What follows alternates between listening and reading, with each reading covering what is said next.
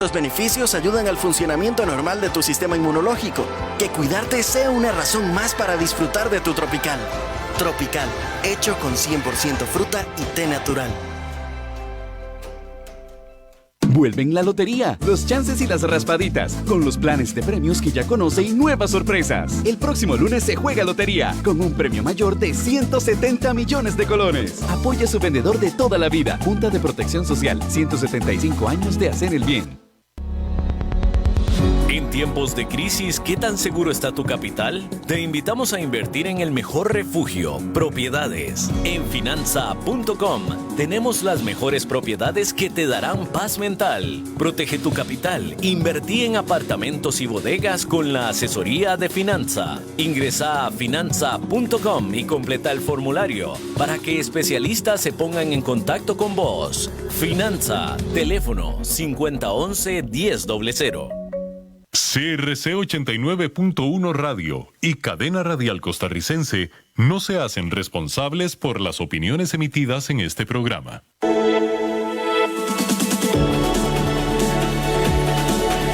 Inicia Innovus CRC, un programa en donde abordamos la gestión de la innovación como eje fundamental para el desarrollo, utilizando herramientas para la generación de fuentes de ventajas competitivas. Con Jack Torres Leandro, aquí por CRC 89.1 Radio.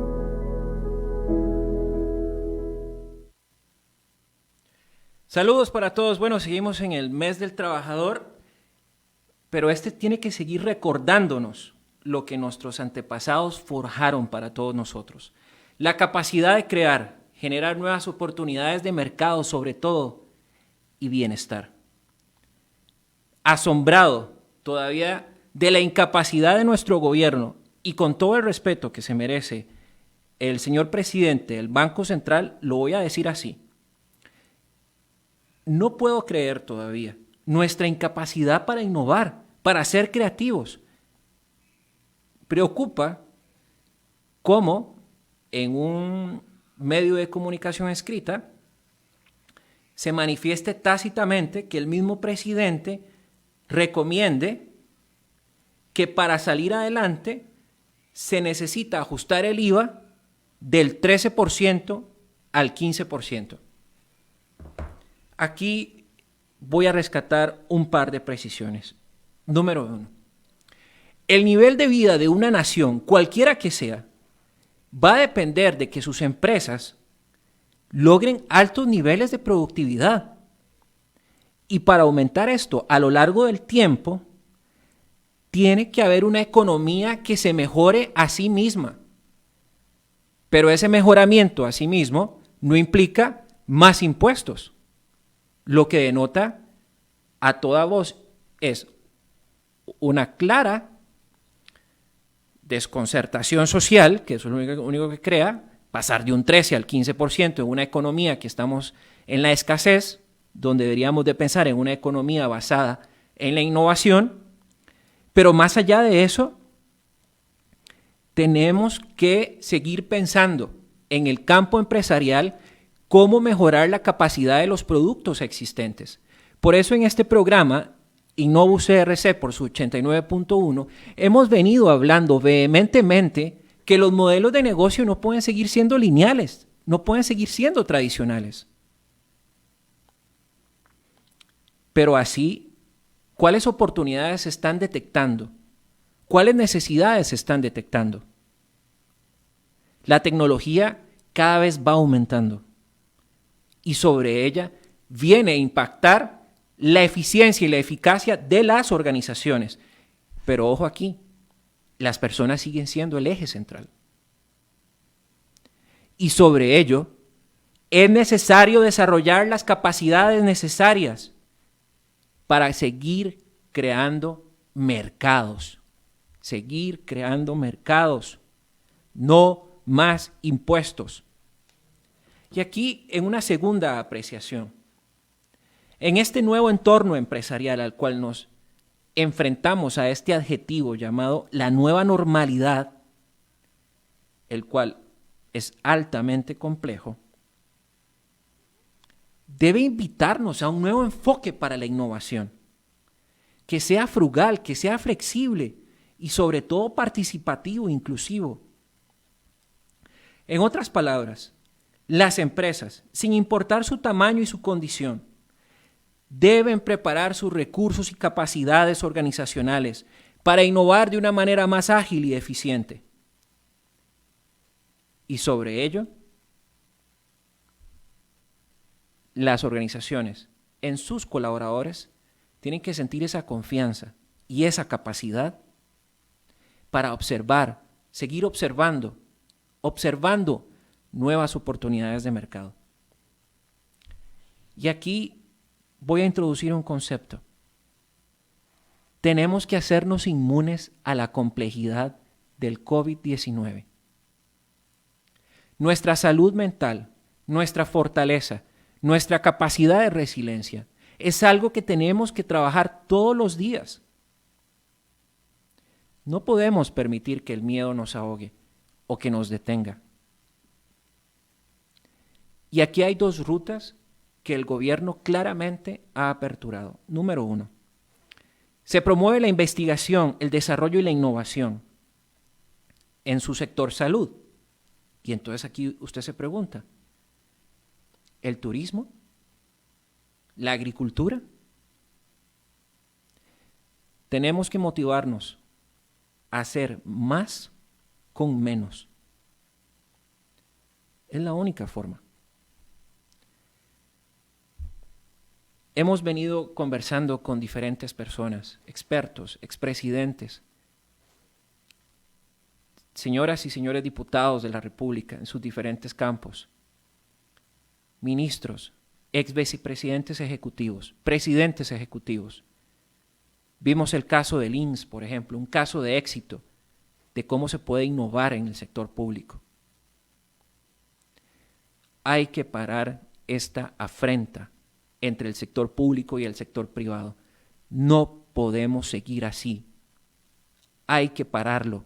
Y hago un llamado a la sensatez, a poder crear un ecosistema y promover un Estado emprendedor, un Estado que pueda reactivar la economía, que tenga la capacidad de invertir para generar tecnología y poderla llevar a mercados que lo necesitan y a sectores, en particular la agricultura.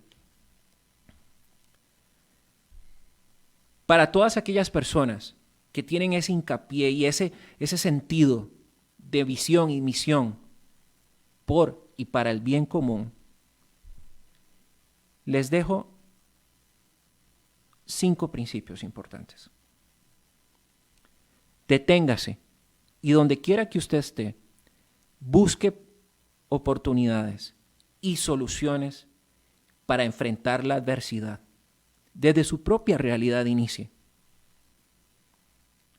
Piense con lo que tiene, cómo puede hacer más, cómo puede hacerse partícipe de las necesidades de su región.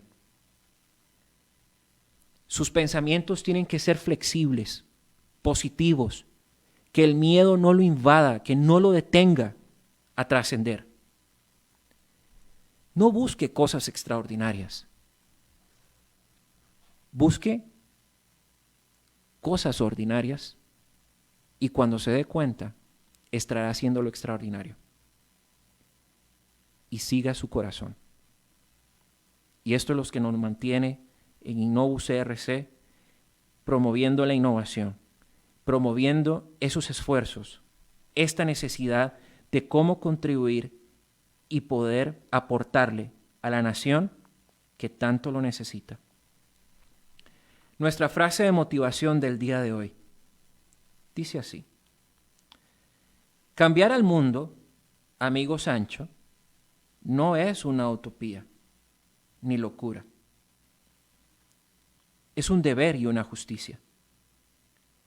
Y si le añadimos, en la época actual, principios del bien común y la innovación para pasar de esta economía de la escasez a otra que nos dé el crecimiento, bienestar y trabajo necesario para seguir siendo parte de la sociedad, podemos llegar a trascender.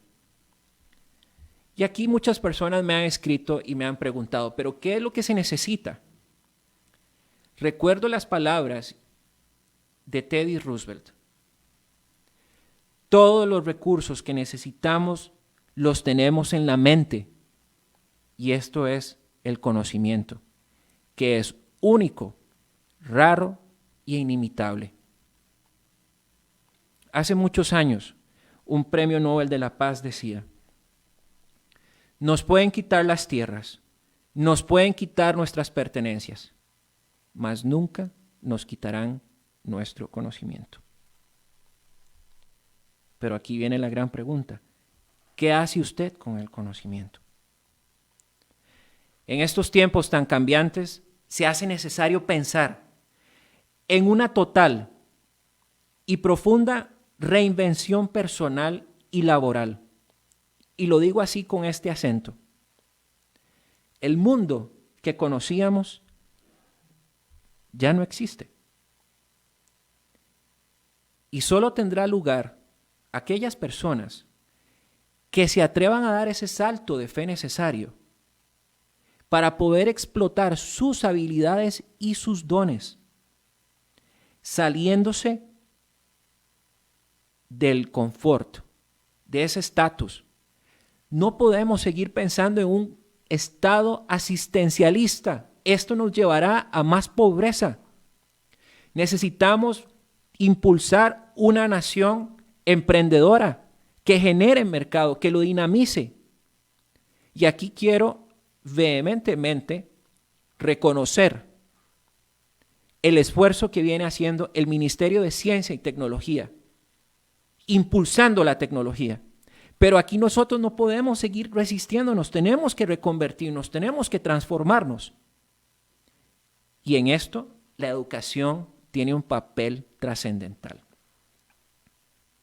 Por ello lo hablaremos. ¿Y por qué decimos que tiene un papel trascendental? Porque el confinamiento al cual hemos estado expuestos nos ha enseñado y nos ha demostrado que todo tiene que cambiar. Y ahora resulta de un inmejorable interés cómo esta virtualidad en el campo de la educación para las futuras generaciones tiene que tener los correctos fundamentos y cimentaciones para un mejor mañana. Desde las opciones de la colaboración, la comunicación y la evaluación, de la mano de la innovación,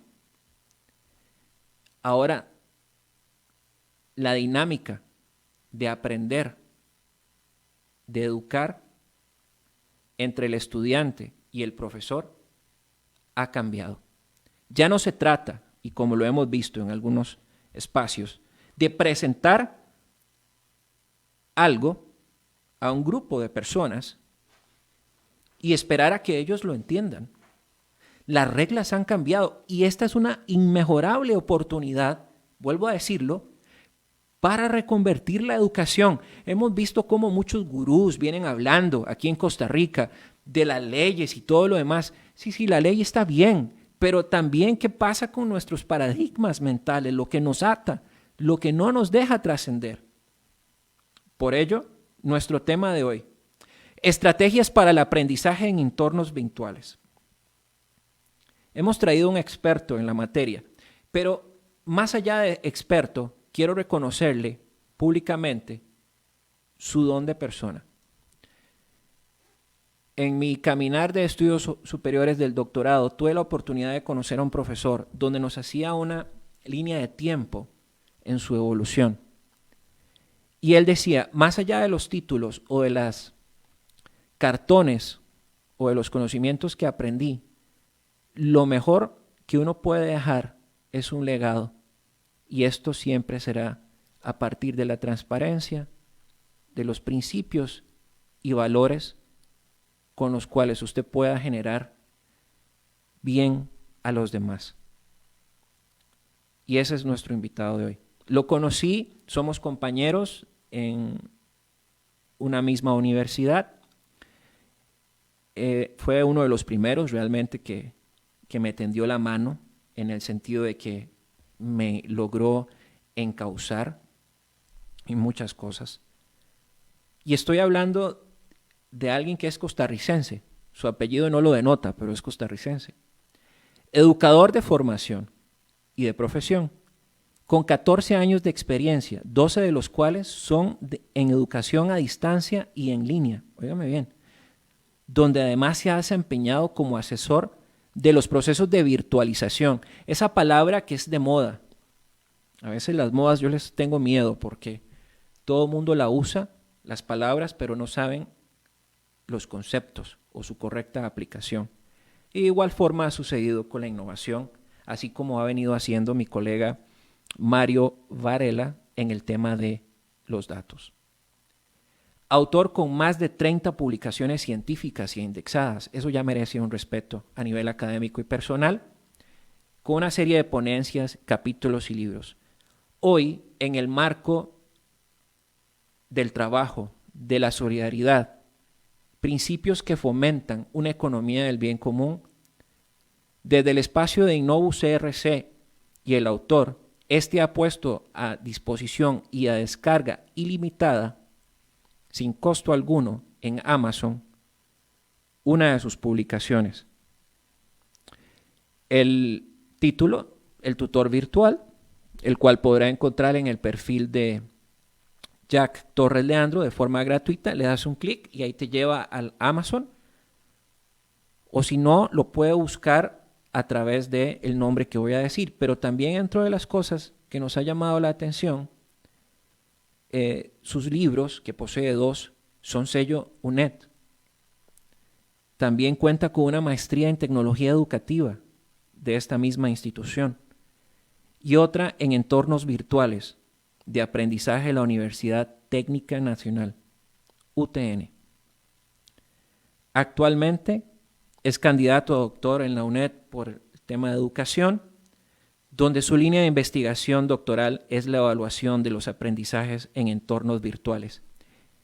Estoy hablando de mi colega y buen amigo Francisco Mora Vicarioli, el cual lo tenemos por acá. Francisco, un placer tenerte a esta, que será su casa, para lo que quieras compartir este conocimiento en temas de la virtualidad.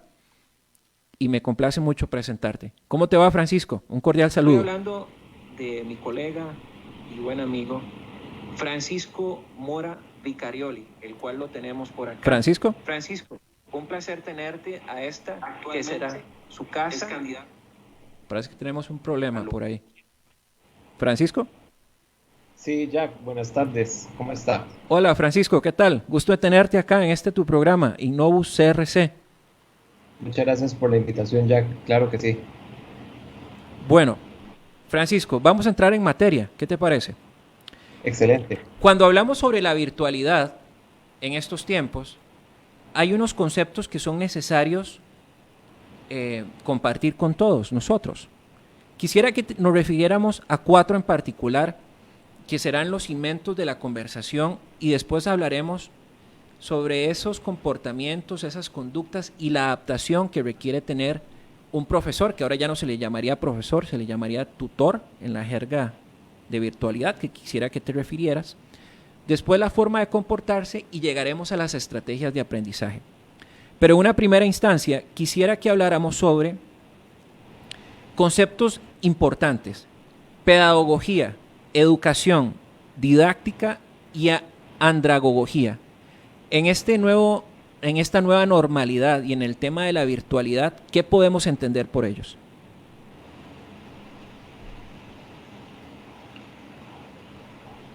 Quisiera que habláramos sobre pedagogía, educación, didáctica y andragogía. En esta nueva normalidad y en el tema de la virtualidad, parece que estamos teniendo problemas de conexión. ¿Me escucha, Jack? Sí le escucho. Sí le escuchamos, Francisco. Usted nos escucha. Parece que hay un eco en tu computadora. No sé si es que estás escuchándolo por otro medio, pero de repente sería oportuno que apagaras ese medio para que no te generara ese lag que hay entre la conversación que vamos a tener por la radio y por la señal por streaming. ¿Qué te parece? Claro que sí, Jack. Ya resolví el tema técnico. Bueno, te hago la pregunta nuevamente. En este nuevo entorno que vivimos, ¿qué podemos entender como educación, pedagogía, didáctica y andragogía? ¿Qué nos puedes decir al respecto? Sí, Jack. Bueno, lo primero que me gustaría referirme es lo que usted mencionaba, de que en esta coyuntura que estamos histórica tenemos que hacer más con menos. Y la educación virtual responde mucho a lo que usted menciona. Hablemos de cobertura, la podemos ampliar. Una oferta, por supuesto, mucho más flexible. Como tenemos que hacer más con menos, pues evidentemente tenemos ahorro de recursos en espacio físico. Ya el aula presencial no es importante. De hecho, actualmente hay muchísimas aulas desperdiciadas y edificios que no se están utilizando. Y evidentemente tenemos ahorro en temas de traslado y la ubicuidad, que es la capacidad de poder estudiar en cualquier momento y lugar. Y a propósito de lo que usted me consulta, definitivamente en esta virtualidad tenemos grandes opciones. Y la primera opción tiene que ver con la forma en que adaptamos la presencialidad en lo virtual. Ahí va a haber un cambio de paradigma que nos obliga definitivamente a conocer las posibilidades de las plataformas virtuales, porque además lo que vayamos a desarrollar ahí tiene que estar evidentemente contextualizado al público meta, a la población a la que vamos a llegar, y esta población va a tener características de acceso a la tecnología, una conectividad muy particular, ¿verdad?, que se puede ver perjudicada por el clima, la zona donde se esté viviendo.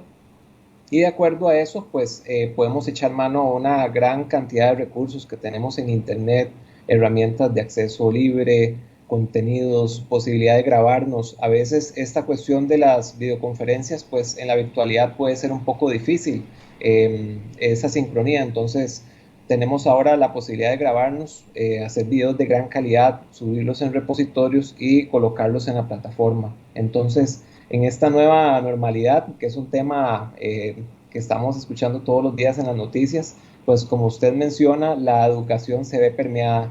Y una palabra que se ha vuelto de moda es la educación virtual, el e-learning y la figura del tutor. Y la figura del tutor cambia mucho en la virtualidad, porque en la virtualidad deberíamos ser guías. No vamos a ser el tutor presencial que expone la materia y que los estudiantes están a veces con un rol un poquito pasivo, pero en lo virtual pues cambiamos y somos personas más versátiles, más dinámicas y que además de expertos en el área disciplinar, definitivamente también vamos a tener que manejar tecnología. Interesante, pero entonces cuando hablamos ahora de pedagogía en esta nueva realidad, también tenemos que considerar todos aquellos esquemas metodológicos y tenemos que tener una clara definición sobre la estrategia que queremos dar, ¿verdad?, sobre el aprendizaje. Y ahí quisiera que nos refiriéramos a los qués, a los cómo y con qué. Lo pregunto en el marco de que hemos visto cómo muchas universidades están tratando de este cambio de paradigma, trasladarse a esta virtualidad, pero no necesariamente implica solo presentar algo por presentarlo. Quisiera que se refiriera al respecto, por favor. Sí, efectivamente tenemos muchas veces cuando iniciamos en este campo de la virtualidad y las instituciones presenciales lo están viviendo, están haciendo un traslado de lo que hacen normalmente en el aula en la parte virtual. ¿Qué quiere decir esto? El profesor quiere conectarse con los estudiantes por videoconferencia, el estudiante quiere recibir lecciones. Sin embargo, esto no es lo más provechoso. El estudiante que investiga, que aprende a discernir lo que es información veraz, confiable, académica, es un estudiante que va a tener mucho más posibilidades que el estudiante que es nada más un receptor. Entonces, sobre esto, ya que es muy importante, el apoyo que podemos tener con herramientas muy comunes, ahora las hemos visto todos los días que por todo lado mencionan diferentes plataformas virtuales de acceso libre, abiertas, hay algunas que son de pago y que permiten tener un campus, digamos, en línea, donde tiene todo el acceso para los usuarios, posibilidades estratégicas, como usted lo menciona. Bueno, aquí vamos a referirnos a algunas, foros de discusión, herramientas de tarea, herramientas de comunicación vía correo, chat, videoconferencia. Entonces, sobre esto, realmente es un campo muy amplio, pero creo que lo más importante es la mediación pedagógica que hagamos.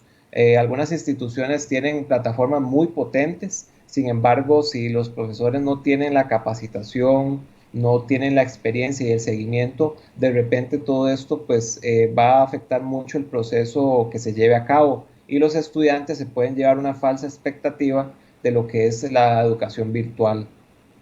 Y aquí viene entonces un tema de un sinsabor que le queda también no solo al estudiante, sino al padre de familia, dependiendo del nivel que estemos hablando. Pero quisiera que hablaras sobre el tema que lo decías muy bien, el profesor que ahora se convierte en un tutor a partir de una mediación pedagógica. ¿Cuáles serían las principales competencias y a qué tiene que adaptarse o aprender a adaptarse en este nuevo entorno y en este campo de la virtualidad? Sí, eso es muy importante, Jack. Finalmente, bueno, lo primero o punto de partida es que el tutor tiene que ser experto en el área disciplinar. Eso va a ser un inicio. Posteriormente, este tutor tiene que ser una persona que esté abierta al conocimiento y poder indagar las herramientas que están posibles actualmente en el mercado, que son muchísimas. No hablemos solo de campus virtuales o plataformas de aprendizaje en línea. Hay muchísimas herramientas para que el profesor se comunique, para que pueda subir contenido, que el estudiante pueda hacer envío de archivos, y esos son puntos de partida importantes, pero además ya lo que es el respaldo institucional es lo que le puede dar un valor agregado regulando ciertos detalles. Por ejemplo, la capacidad de atención que va a tener el tutor. Recordemos que un tutor virtual no va a ser un tutor 24/7, eso no es posible. No se puede en la educación presencial y mucho menos en línea. Entonces, el estudiante también tiene que tener, y los padres de familia, claridad en que el profesor pues va a tener un rango de atención y que lo demás le va a corresponder al estudiante. El estudiante pues tiene que leer los contenidos, ver los videos, desarrollar tareas, estudios de caso, cuestionarios. Finalmente es también no solo el profesor, sino que el estudiante entienda qué es la educación virtual, que finalmente es educación a distancia, donde además ya uno como estudiante deja de ser a veces un poco pasivo, se vuelve una persona mucho más activa, y ahí vienen, tal vez me estoy adelantando un poco a algunos temas, pero vienen capacidades que vamos a desarrollar. Vamos a ser personas muy organizadas, con la capacidad de coordinar muchas cosas a la vez, y además vamos a poder aprender solos, que es una capacidad muy importante. Y a esto me gustaría, porque me llevaba a la siguiente pregunta, los beneficios del aprendizaje en estos entornos virtuales. Y aquí quiero por favor que hagas mucho énfasis en poder, ¿qué estrategias recomendarías a las instituciones? Que sé que has estado trabajando en ello también, según lo que conversamos hace unos días, en el tema de cómo quitarse el chip de llevar lo mismo que hacía presencialmente al entorno virtual, porque eso no es fácil. Me imagino que una persona que ha estado acostumbrada 20, 15 o 10 años de dar clases de una forma en un aula, ahora llevarlo a un entorno virtual, de la noche a la mañana hay un proceso que tiene que pasar, ¿verdad? ¿Cuáles serían las recomendaciones que podrías dar para poder hacer ese cambio de chip o ese cambio mental necesario? Lo primero que usted menciona, Jack, me gustaría referirme, y es la parte de los beneficios del aprendizaje. Entonces, si estudiamos virtualmente, no solo evidentemente vamos a aprender de contenidos, sino que vamos a ganar otras habilidades. ¿Cuáles son estas habilidades?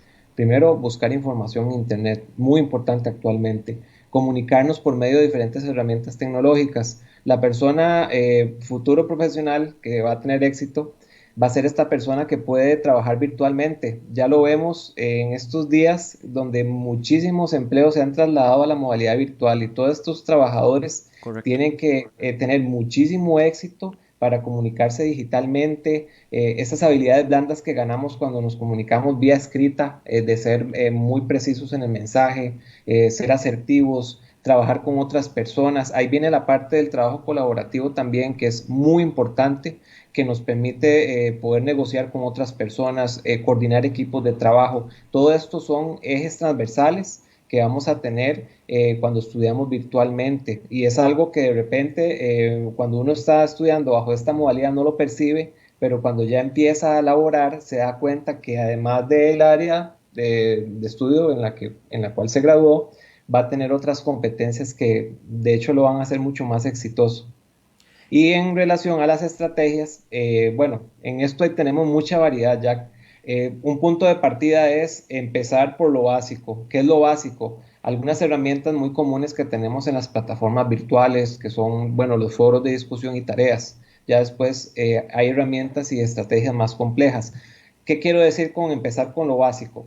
Hay profesores que de repente quieren ser muy innovadores. Lo que pasa es que eso es un proceso que tiene una curva de aprendizaje. Entonces tenemos que empezar a dominar lo básico para poder migrar a modelos con estrategias más complejas. Otro detalle que, bueno, vos que mencionaste la obra que está disponible para todos, es algo que yo soy muy enfático, y es que cuando nosotros como profesores hemos vivido el rol del estudiante a nivel virtual, sí, nos hace entender el otro lado. Entonces, siempre les recomiendo a los tutores que se van a incorporar en este modelo, que traten de capacitarse bajo la modalidad virtual y a distancia. De esta manera podemos entender qué son las buenas y malas prácticas que a veces ocurren en modelos virtuales. Y en estas buenas prácticas que ocurren en los modelos virtuales, yo he tenido la suerte, a Dios gracias, de poder tener dos maestrías a nivel virtual, y son experiencias inmejorables. Vos bien lo apuntabas, el hecho de la capacidad de organización, la comunicación de los profesores hacia el estudiante y del estudiante hacia el profesor se vuelve más asertiva, tiene que afinarse mucho más, ¿verdad? Que más adelante lo hablaremos. Pero en el tema de las mejores prácticas, quisiera que pudiéramos ahondar un poco en esto, porque hay muchos, y todas las universidades prácticamente del país están haciendo esta transición hacia la virtualidad, ¿verdad? Cuando ya esto pase, probablemente tendrán que tomarse decisiones si se mantiene la virtualidad o si no va a hacerse semipresencial, ¿verdad? O una combinación. ¿Cuáles serían estas mejores prácticas para poder infundir el tema de la autorregulación? Que quisiera que explicaras qué es la autorregulación. Yo lo conozco, pero quisiera que fueras vos el experto el que lo haga, por favor. La autorregulación, el tema de aprender a aprender, ¿verdad? Conceptos que hoy en día se vuelven más trascendentales para poder enfrentar los retos que esta nueva era nos está invitando a acercarnos. ¿Qué nos puedes decir? Claro que sí. Bueno, lo primero, Jack, entre esas buenas prácticas que tenemos en la educación virtual, definitivamente tiene que ver con la planificación. Si vamos a un plano, digamos, de mucha rigurosidad, pues vamos a partir de un diseño curricular. ¿Qué es este diseño curricular? Pues es un documento oficial que tienen las instituciones educativas, donde viene una descripción muy precisa de los objetivos de aprendizaje, los contenidos, las actividades y, bueno, otros detalles que tienen que ver con la importancia de cada temática. Eso por un lado. Entonces partimos de una planificación muy seria, muy rigurosa, y después pues vamos a tomar una decisión del uso de la virtualidad, donde podemos tener, como lo decía, una gama muy amplia de opciones que nos ofrecen casi que todas las plataformas virtuales, que las hay muchísimas en el mercado. Y entre las prácticas que como tutores virtuales podemos tener cuando nos enfrentamos a este campo es tener muy en cuenta la actualidad de los contenidos. El estudiante quiere ver contenidos no solo actuales, que no sean obsoletos, sino que sean incluso desarrollados por el profesor. Eso siempre le va a dar un valor agregado al estudiante. Ojalá artículos desarrollados por el profesor, videos, presentaciones personalizadas. A veces buscamos contenidos que son un poco genéricos de otras instituciones y como que no calzan muy bien con nuestra realidad educativa. Entonces, tratemos de que la educación sea personalizada a la medida de los estudiantes. Si es un público meta con ciertas características de perfil de ingreso, que ese contenido tenga una mediación, lenguaje y nivel de complejidad acorde a lo que buscamos, ¿verdad? Que no veamos esa improvisación. Entonces, una planificación siempre nos va a dar como esos primeros pasos para llegar a un buen camino.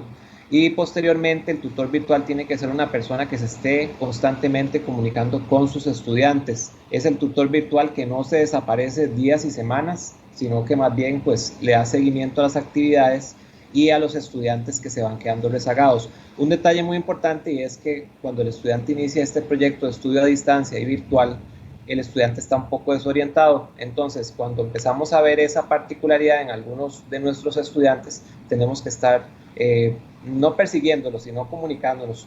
Usted pudo realizar la actividad, tuvo alguna dificultad, en qué los podemos apoyar también, no solo en la parte de contenido, sino también en la parte técnica, la parte tecnológica.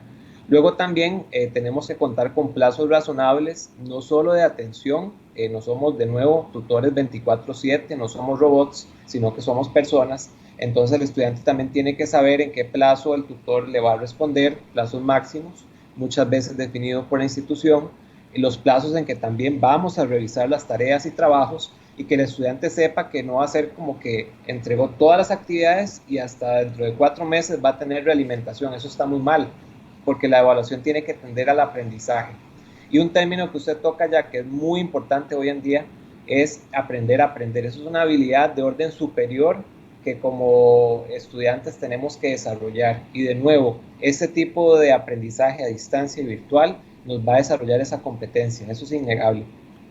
Y así las cosas, Francisco, hemos visto cómo, y hemos también leído tus publicaciones, y has hecho mucho hincapié en el tema de conocer al estudiante, conocer su realidad. ¿Por qué esto es tan importante en el proceso de aprendizaje virtual? Sí, bueno, lo primero, Jack, es que todo el proceso educativo tiene que estar contextualizado y ojalá personalizado al estudiante. A veces cuesta un poco, pero sí a su realidad. ¿Y a qué me refiero con esto? La decisión de virtualizar o hacer un proceso a distancia tiene que estar planificado en relación con las posibilidades que tiene el estudiante. No podemos pretender que nuestros estudiantes tengan conferencias todos los días si la conectividad para ellos no es una realidad. Entonces tenemos que planificar en función de su acceso a Internet, de sus posibilidades también de acceso al equipo. Y en relación a eso, definitivamente la educación virtual tiene que ser flexible. Entonces, devolviéndome otra vez a lo de los plazos, tenemos que contar con plazos razonables para que el estudiante pueda leer, revisar los contenidos y desarrollar sus actividades. Y no estoy hablando, por ejemplo, ya de dinámicas de comunicación en foros o colaborativas que sí ocupan que el estudiante tenga más conectividad, pero de nuevo, si contamos con una población con condiciones óptimas, uno como profesor puede planificar en función de eso y tener actividades muy variadas, algunas actividades que implican incluso que el estudiante todos los días se conecte un rato, participe con sus compañeros y el profesor también pues va a estar ahí dándole seguimiento. Y eso del tema de la generación de conocimiento es fundamental en la interacción de las personas. Y aquí quisiera hacer un hincapié. Francisco, ¿me oyes? Bueno, tema de habilidades blandas que el estudiante puede desarrollar y eso solamente se logra cuando también los ponemos a trabajar en equipos. A veces la educación virtual se vuelve un poco individual. Voy a poner un ejemplo muy concreto. Tengo un curso que tiene en todo su proceso 8 tareas individuales. Entonces un curso virtual con esas características en realidad lo que está privando a los estudiantes es de poder conocer a los otros compañeros, tener foros de discusión o etapas donde ellos puedan colaborar y conocerse, compartir conocimiento y es un escenario, digamos, como de uso de virtualidad muy básico. Pero de nuevo, conforme el tutor virtual va ganando más experiencia y capacitación y apoyo, puede migrar a modelos donde el uso de la virtualidad sea realmente provechoso, que trascienda esa adaptación de lo presencial a lo virtual y que realmente podamos ver esas características donde el estudiante va a aprender y va a ganar muchas competencias adicionales. Francisco, y una pregunta. Hemos visto también cómo algunas instituciones mandan trabajo para la casa a imprimir y no aprovechan las bondades de las herramientas tecnológicas como por ejemplo el hacer los formularios en línea, el hacer los trabajos en línea, lo que decías ahora, el trabajo cooperativo, colaborativo, ¿verdad? El poder influir, ¿cómo es que se llama? El poder influir entre varios y generar conocimiento entre varios. ¿Cuál es tu apreciación el hecho de tener que pasar de un trabajo de papel a un trabajo tecnológico? Sí, bueno, tal vez considerando que la impresión puede tener que ver con el acceso a la conectividad y otras características de la población, yo pensaría, dejando de lado eso, evidentemente, yo pensaría también pues que lo que son los contenidos están definidos solamente en texto, lecturas, y ya ahí estamos perdiendo lo que la virtualidad, el internet y todo nos permite, que que es el uso de material multimedia. Me refiero a videos, programas de radio, animaciones, presentaciones que tengan algún nivel de complejidad. Y recordemos también que nuestros estudiantes tienen diferentes estilos de aprendizaje. Para algunos el texto de repente no va a ser tan significativo, para otros va a ser mucho más propicio ver un video, ver al profesor, tener ese contacto cara a cara, tal vez no en tiempo real, sino alguna grabación. Eso resulta más empático, el estudiante va a tener más motivación y probablemente va a tener más inclinación por aprender. ¿Cómo despertar la curiosidad de los estudiantes a partir de la virtualidad? Porque de la curiosidad viene la creatividad y con esto la innovación y con esto la investigación y el desarrollo. Porque aquí eso es un cambio de paradigma.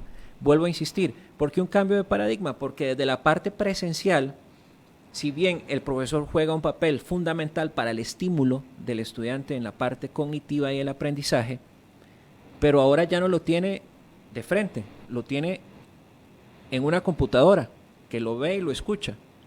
Entonces, en ese sentido, ¿cómo fomentar esa parte de la curiosidad? Bueno, voy a empezar con algo un poco distinto a la pregunta, Jack, y me va a llevar a la respuesta. Partamos de este hecho. Si le damos al estudiante todos los contenidos y todo lo que necesita, el estudiante no va a investigar, no va a ser necesario. En cambio, si logramos hacer que el estudiante tenga esta curiosidad, que el estudiante tenga que ir a buscar a Google Académico, a bases de datos, a repositorios de revistas, a sitios serios y académicos, vamos a despertar ese interés y le vamos a dar incluso un rol más activo a que tenga que descargar PDFs y ver todo ya listo. Entonces partamos de eso, de que el estudiante tenga más bien mucho más responsabilidad de la que le damos en la educación presencial. En la educación presencial, pues, de repente el estudiante está con el libro, ya está todo listo y no tiene que buscar nada. Luego, lo otro que puede despertar bastante curiosidad y motivación es el trabajo colaborativo. ¿Por qué? Porque tiene que participar con otras personas.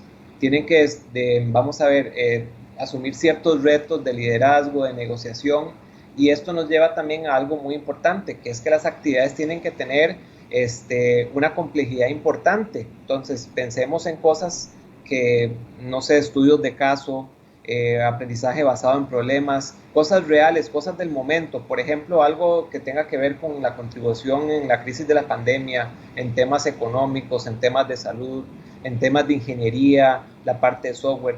Creo que estamos en un momento, ¿verdad?, como usted lo decía al principio, que tenemos que hacer más con menos y el estudiante va a salir a un mercado muy difícil, pero que además le va a dar muchos retos, muchas oportunidades si es una persona creativa y con esa aptitud de aprender.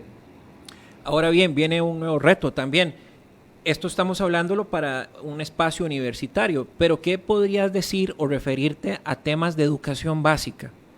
Porque la virtualidad llegó para quedarse, eso es sin duda. Vemos cada vez cómo la oferta académica en los distintos países y en nuestra nación ha venido incrementándose. Y un claro ejemplo de esto es la UNED, ¿verdad? En este sentido, ¿cuáles serían las recomendaciones que podrías brindar en términos de educación básica, entiéndase, desde primer grado, sexto grado y después en el colegio, donde se pueda ir impulsando o sentando las bases que son fundamentales para etapas posteriores en los estudios ya más avanzados? ¿Qué nos puedes decir al respecto? Sí, es muy particular que en este momento, ¿verdad?, que los estudiantes de educación básica se someten a esta educación a distancia y virtual, van a ser estudiantes que en sus estudios superiores van a tener mucha facilidad para estudiar de manera virtual. No así nosotros, que somos una generación que nos formamos en educación básica y secundaria a nivel presencial y luego de repente algunos, como usted y yo, estudiamos de repente en línea. Correcto. Creo que esta población actual tiene que medir mucho lo que es la parte del contexto. Los profesores tienen que estar muy claros de qué población están atendiendo y qué posibilidades económicas tienen. Me refiero con esto a la parte de la conectividad, acceso a dispositivos, y en relación a eso podemos planificar. Y quiero volver también a otro punto que ya hemos tocado, y es que el estudiante entienda que tiene un profesor que no es un 24/7, sino que va a tener un horario de atención, tiene que planificar además con muchos estudiantes, va a tener contacto con los padres de familia. Entonces en ese sentido se le está exigiendo muchísimo más al docente, pero además esto tiene que ir de la mano con planificación. ¿Por qué? Porque De repente el profesor pues tenía un horario laboral en una institución y salía, pero ahora está todo el día conectado y tiene muchos estudiantes que están acudiendo a él. Entonces tenemos que valorar todas esas opciones porque definitivamente puede ser un poco abrumador. Y en esta parte que decís, que lo decís muy bien al final, viene la pregunta del $1.000.000, como decía mi abuelito. ¿Cómo hacer un balance entre la cantidad de material, porque siempre ha sido un paradigma, ¿verdad? ¿Cuánto material se le debe dar educación básica ahora a niños que están haciendo sus primeras armas, que de cara al futuro les va a dar unos beneficios inmejorables para sus estudios? Y vemos a ver personas más competitivas, inclusive también más afines al tema humano, porque estar siempre estudiando en la parte virtual también de alguna forma u otra te hace extrañar esa otra parte, ¿verdad? El contacto humano, el tema de las relaciones. Pero aquí, ¿cómo poder hacer un balance desde la educación básica hasta los estudios superiores en la cantidad de material que debe de ofrecerse? Y aquí viene mucho temas como la creatividad y la innovación de los mismos profesores, porque si no conoces a la población, entonces ¿cómo planificar, verdad?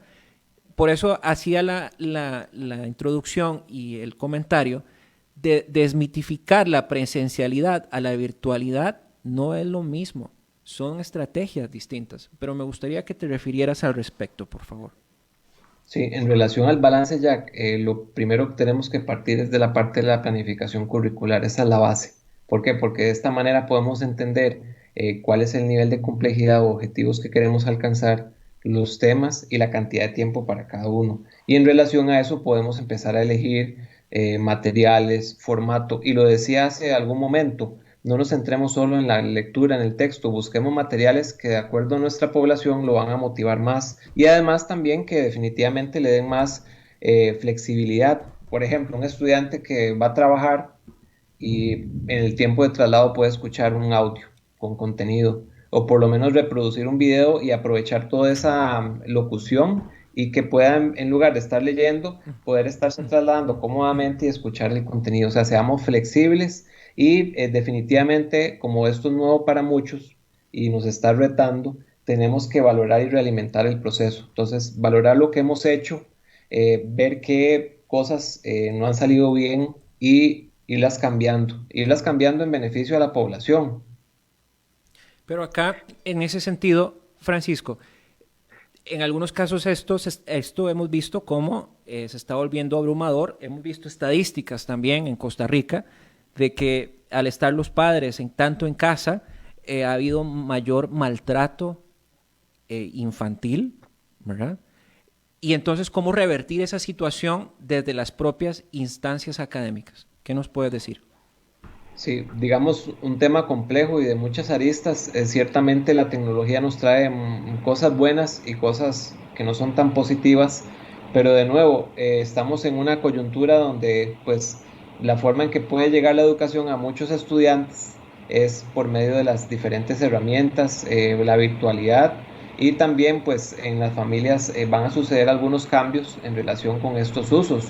De repente pues lo que era antes un sábado o domingo familiar ahora pues se vuelve un momento donde se está igual estudiando, se tienen tareas pendientes. Entonces creo que todo tiene que ver también con un equilibrio. Tenemos que tener momentos en que nos desconectemos de la tecnología, podamos tener otro tipo de actividades, poder leer, actividad física, compartir con la familia, porque si no, definitivamente esto nos absorbe mucho y no es para nada sano.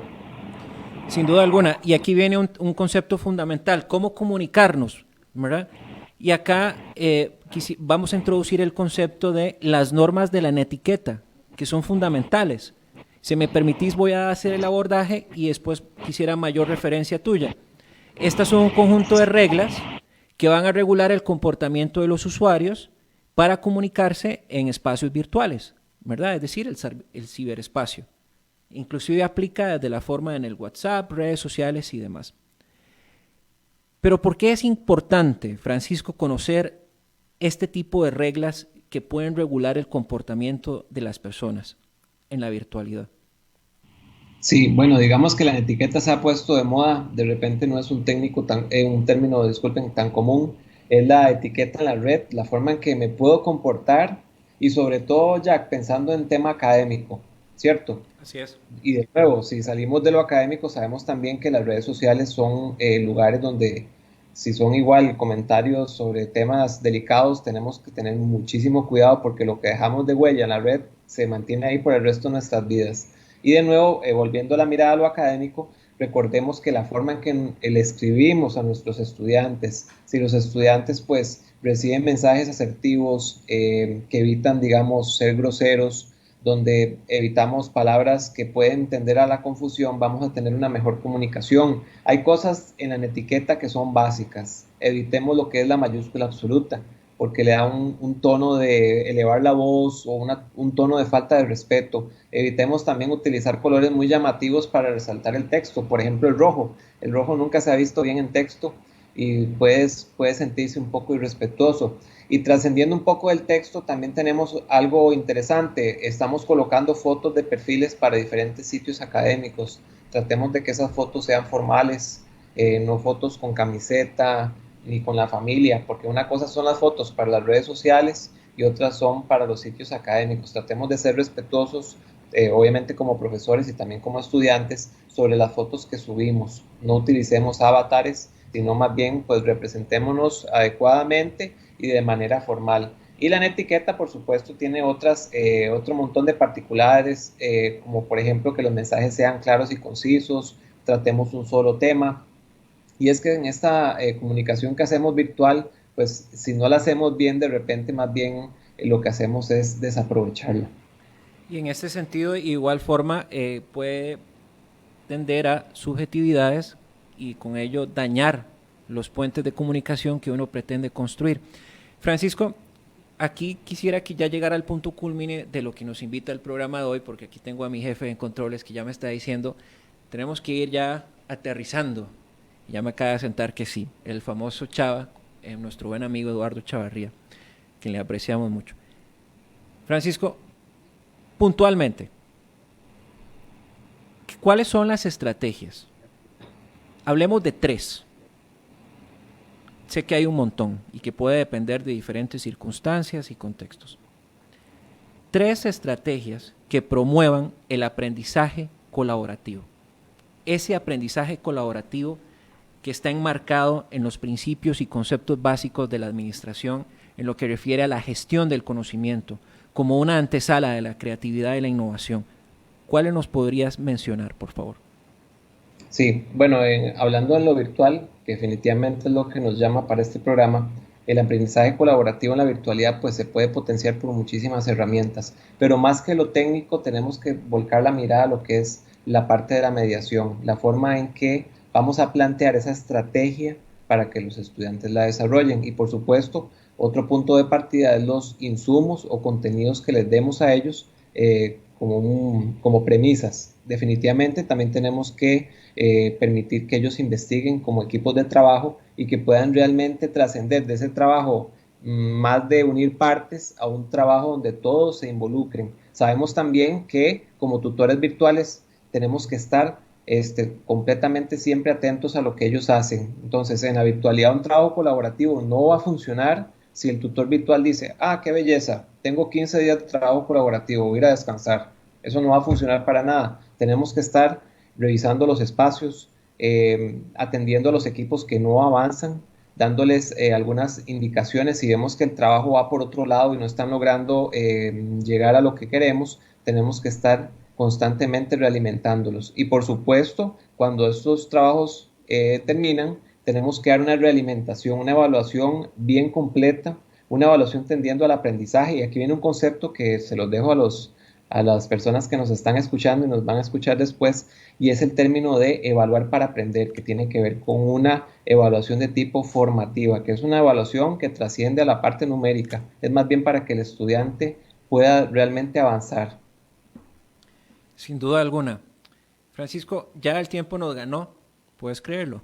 ¿Se te hizo rápido? Bastante rápido, Jack. Bueno, espero que lo hayas disfrutado tanto como sé que, por lo menos en lo personal, y esperamos que todos los que nos estén escuchando y nos ven hayan aprendido de estas apreciaciones tan interesantes que nos has logrado brindar. Quisiera darte un espacio de unos 30 segundos y después yo me tomaré para hacer unas conclusiones de unas anotaciones que he tomado. Unas reflexiones, una motivación más bien. Desmitificar la presencialidad y migrar a la virtualidad de manera convincente. Y esto lo digo porque si hacemos este trabajo bien desde la educación, para el reto empresarial, la productividad cada vez más se va a elevar. Las reuniones van a tener mayor sentido. Las reuniones van a tener una dinámica diferente, con nuevas habilidades, que la virtualidad, como bien lo decías durante la conversación, despiertan en las personas. Entonces, unas palabras de motivación, por favor. Claro que sí, Jack. Bueno, agradecerle también el espacio antes de terminar con mi reflexión. Tenemos que tener presente que la educación virtual es sinónimo y es una expresión de la educación a distancia y como tal tiene que ser una educación flexible, una educación que permita esa democratización y esa ampliación de oportunidades que ocupan las personas actualmente. Actualmente estamos limitados físicamente, muchas personas de repente tuvieron que abandonar sus estudios, pero la educación virtual es una gran oportunidad no solo para estudiar en instituciones costarricenses, sino para volcarnos hacia lo exterior. Muchas oportunidades que existen actualmente para estudiar en universidades muy prestigiosas de manera muy flexible y que nos ahorran muchísimos costos. Y de nuevo, en la parte de planificación y del tutor virtual, tenemos que ser personas con mucha amplitud de conocimiento para aprender las posibilidades tecnológicas. Bueno, agradecerle al candidato doctor Francisco Mora Vicarioli por esta participación tan interesante y sobre todo por su disposición de contribuir al bien común, de haber habilitado su conocimiento y ponerlo a disposición de todas y todos. Sello UNED, colaborador encargado de proyectos especiales en el tema de virtualidad de la Escuela de las Ciencias de la Administración de la Universidad Estatal a Distancia, universidad que nos debemos también y agradecemos mucho la confianza que nos ha dado. Y unas conclusiones finales. Al mundo hacia donde vamos. Ya no es un profesor, es un tutor, pero tiene que cumplir una función social también, una función orientadora, que permita a los estudiantes tener una sensibilización mayor. De igual manera, fomentar la capacidad de proponer esquemas y estrategias de aprendizaje para los estudiantes.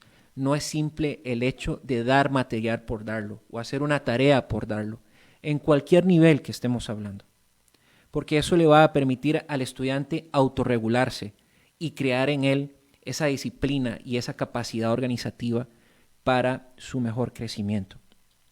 De igual forma, cierro con esto. Esta nueva virtualidad nos obliga más aún, desde cualquier rincón académico que nos encontremos, el cual todo suma, a despertar la curiosidad en los estudiantes, motivarlos por la investigación, despertar el planteamiento de soluciones, fomentar la capacidad analítica con criterio y sobre todo a estar en una constante innovación. Gracias por un programa más, gracias por seguir acá en Innovus CRC y hasta la próxima.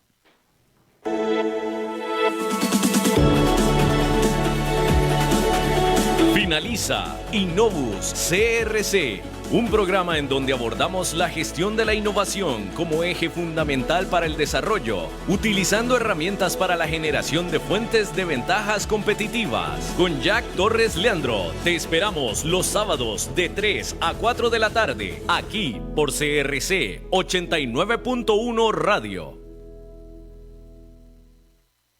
Atención cédula 3, hay que dejarse llevar. Por eso Cable Cartago me llevó a bretear con ellos y ahora tengo la mejor televisión en HD. Los Huila ya tienen los mejores canales porque papi se los instaló. Todo con la red de Jadec. Son 2 patadas, le hacemos la instalación sin costo, conexión con fibra óptica, planes de televisión con internet.